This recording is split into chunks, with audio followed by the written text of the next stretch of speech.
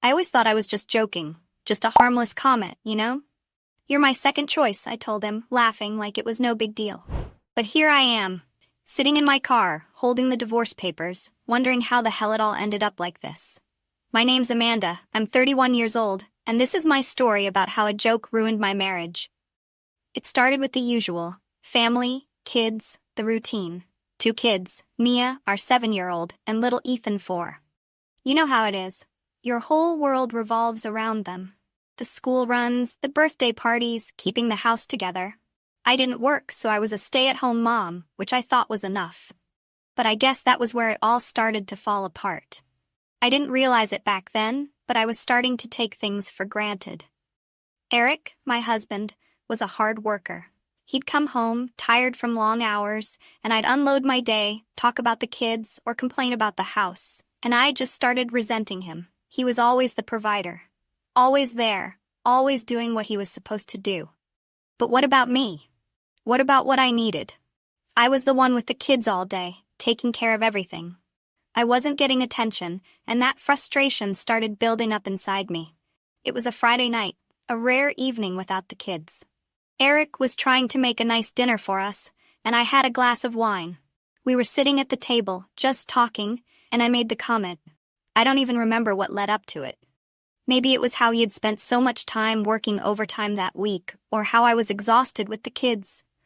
I just blurted it out, like a joke. You know, I could have married someone else. You're my second choice. I laughed.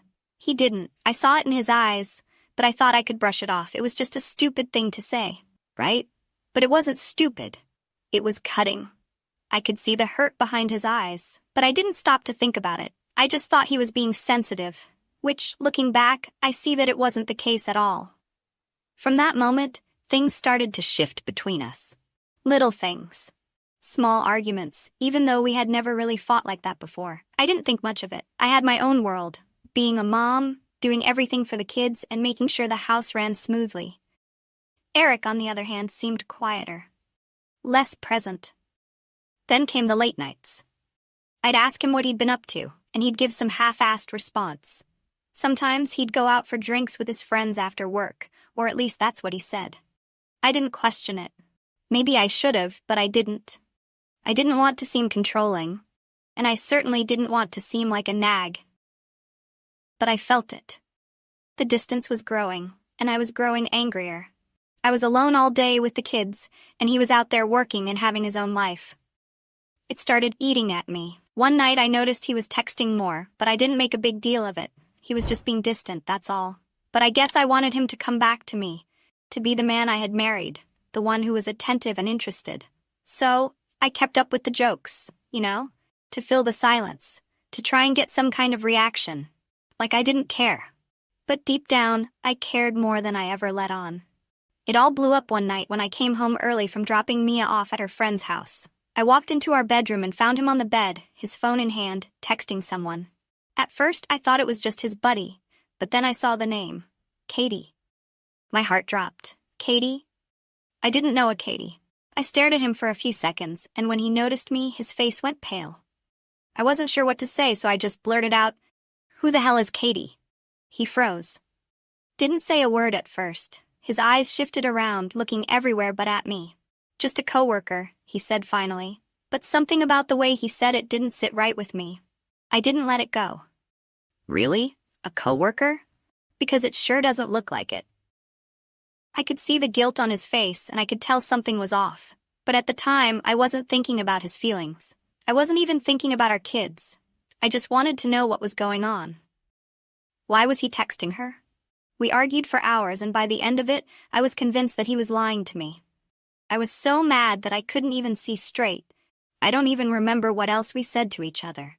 But I remember the way it felt, that pit in my stomach. The anger, the jealousy. I pushed him away more, and he did the same. The gap just kept widening between us, and I couldn't see it until it was too late. Looking back now, I see how badly I pushed him. I know I wasn't the perfect wife, and I definitely wasn't the perfect mother. But I was angry. I was hurt, and I was too proud to admit it. Maybe if I had stopped making those jokes, maybe if I had just talked to him, told him how I was feeling, instead of just acting out and getting more bitter.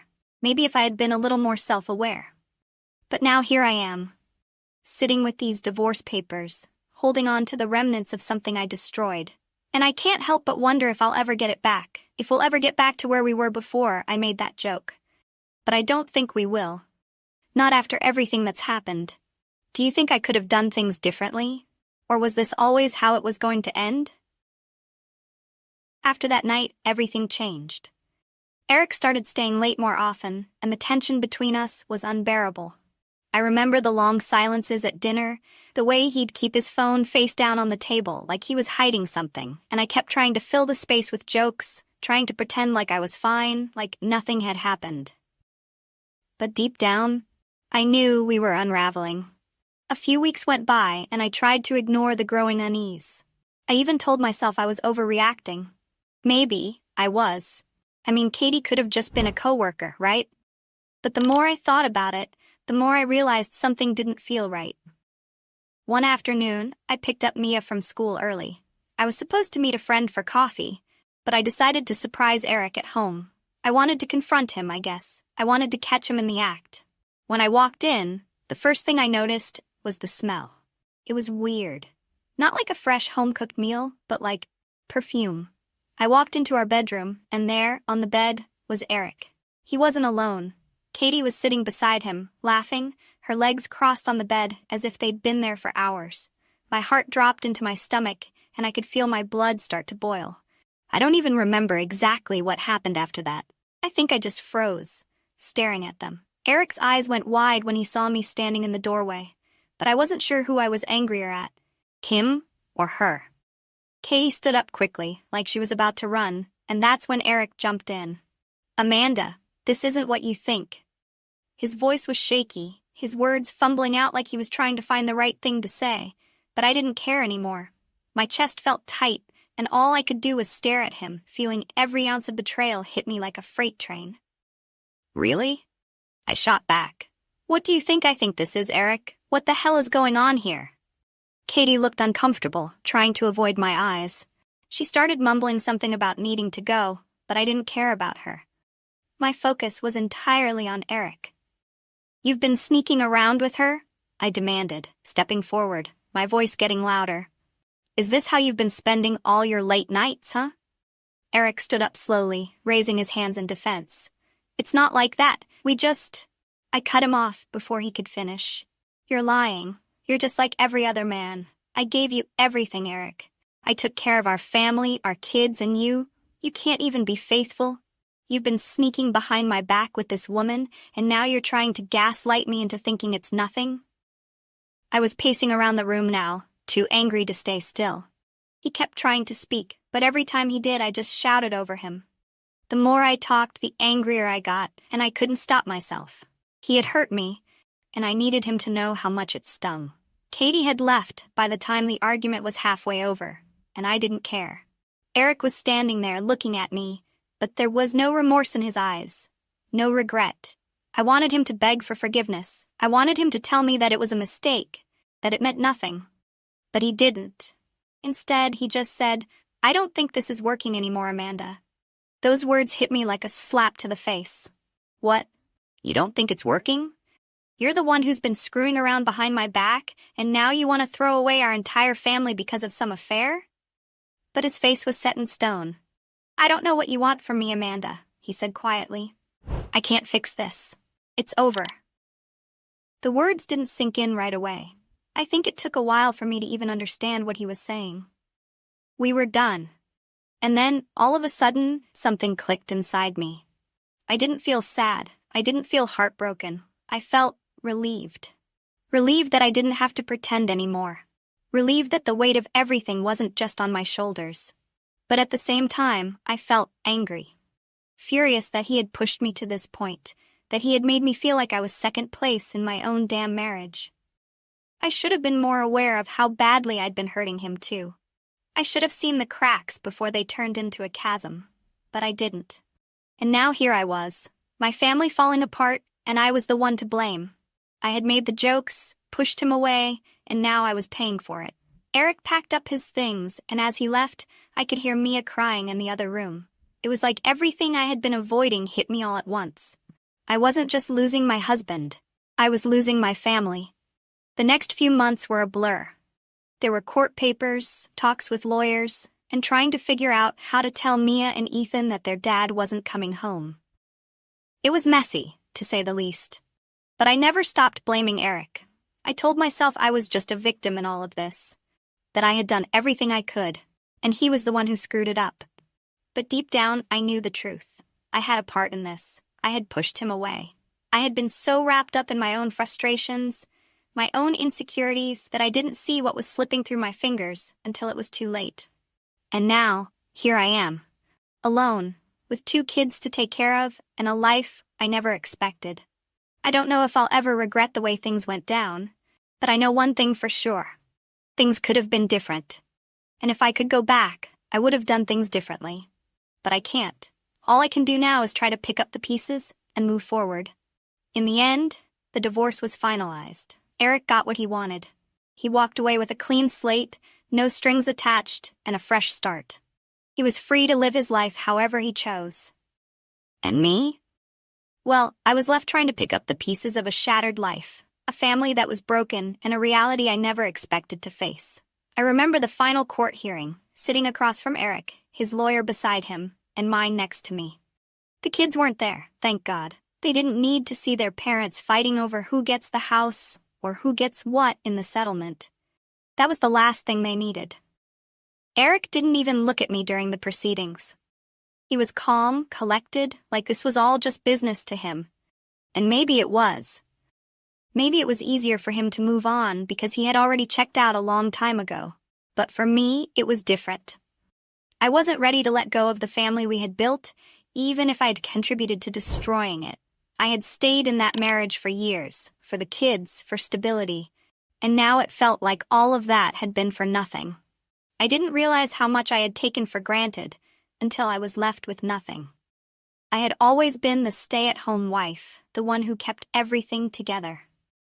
But now I was forced to confront the reality of my own choices. I hadn't been paying attention to the cracks forming in our marriage.